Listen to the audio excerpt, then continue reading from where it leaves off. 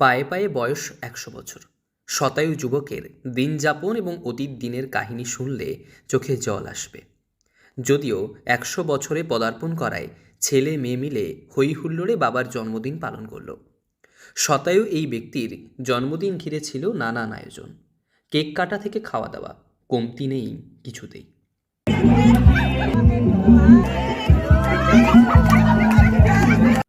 পশ্চিম মেদিনীপুরের কেশিয়ারি ব্লকের কানপুরের বাসিন্দা অনিল কুমার ঘোষ ২০২৩ অক্টোবরে পা দিয়েছেন ১০০-তে। ১০০ বছর বয়সে অনিল বাবুর জন্মদিন ঘিরে নানান আয়োজনের সাক্ষী থাকল গোটা গ্রাম। কেক কেটে তার জন্মদিন পালন করল ছেলে মেয়ে থেকে পরিবারের সকলে। তবে অনিল বাবুর জীবনের ইতিহাস ঘাটলে চোখে জল আসবে। মোহিত কুমার ঘোষ এবং দেবী রানীর ৫ ছেলে ৩ মেয়ে, যাদের মধ্যে একজন অনিল বাবু। অভাবের সংসার, বাবা তহসিলদারের কাজ করতেন, আর তাতেই চলত সংসার।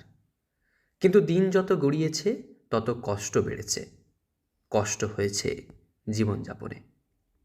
অষ্টম শ্রেণী পড়ে আর পড়েননি অনিল বাবু।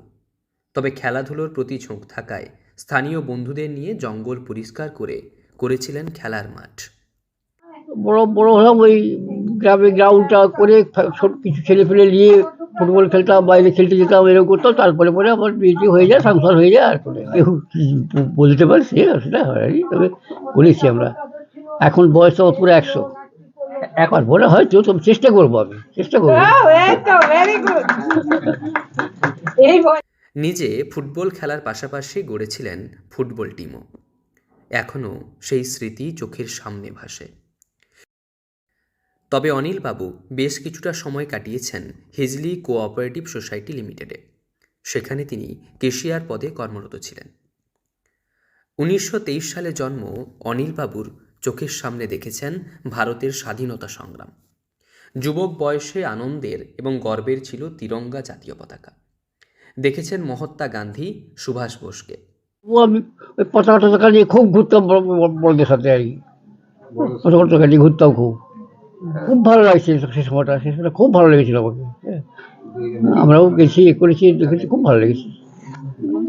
মহাত্মা গান্ধীকে দেখেছি, আর সুভাষ বোসকে দেখেছি, আর আর একটি দেখেছি, ঠিক মনে পড়েছে, তার নামটা ঠিক মনে পড়ে। তবে বেশিরভাগ সময়ে মেতে থাকতেন খেলাধুলোয়। কর্মজীবনে চাকরির পাশাপাশি ৫ ছেলে ৩ মেয়েকে মানুষের মতো মানুষ করে তুলেছেন, যারা সকলেই বিভিন্ন ক্ষেত্রে প্রতিষ্ঠিত। তবে এখনও নিয়ম করে ঘরের নানা কাজ করেন অনিলবাবু। বয়সটা ১০০ হলেও মনের জোর যুবকদের মতো। নিজে থেকে হাঁটতে পারেন, ঘর ঝাড় দেওয়া থেকে গৃহপালিত পশুর নানান কাজ করেন তিনি। তবে তার ইচ্ছে পড়াশুনোর পাশাপাশি খেলাধুলা, মূলত ফুটবল খেলায় নিযুক্ত থাকুক গ্রামের যুব প্রজন্ম। জীবনে আর কি আছে, এখন চাচ্ছি যে তারা যেগুলো করেছে সেগুলো যেন ওরা বজায় রাখতে পারে। সব থেকে বড় ফুটবল খেলাটা খুব ভালো ছিল। ফুটবল গ্রাউন্ড করেছি, গ্রাউন্ড ওখানে পড়ে আছে, বিরাট খেলাধুলো হতো, এখন কিছুদিন বন্ধ আছে। এই খেলাধুলাটা খুব ভালো লাগতো আমাকে। ভালো। তবে জন্মের শতবর্ষ পেরোতে ছেলে মেয়েদের এই আয়োজনে বেশ খুশি ঘোষ দম্পতি। কেক কেটে একে অপরকে খাইয়ে দিলেন অনিল বাবু এবং তার স্ত্রী। শতায়ু অনিল বাবুর জন্মদিনে মাতলেন সকলে। পশ্চিম মেদিনীপুর থেকে রঞ্জন চন্দের রিপোর্ট, লোকাল 18 বাংলা।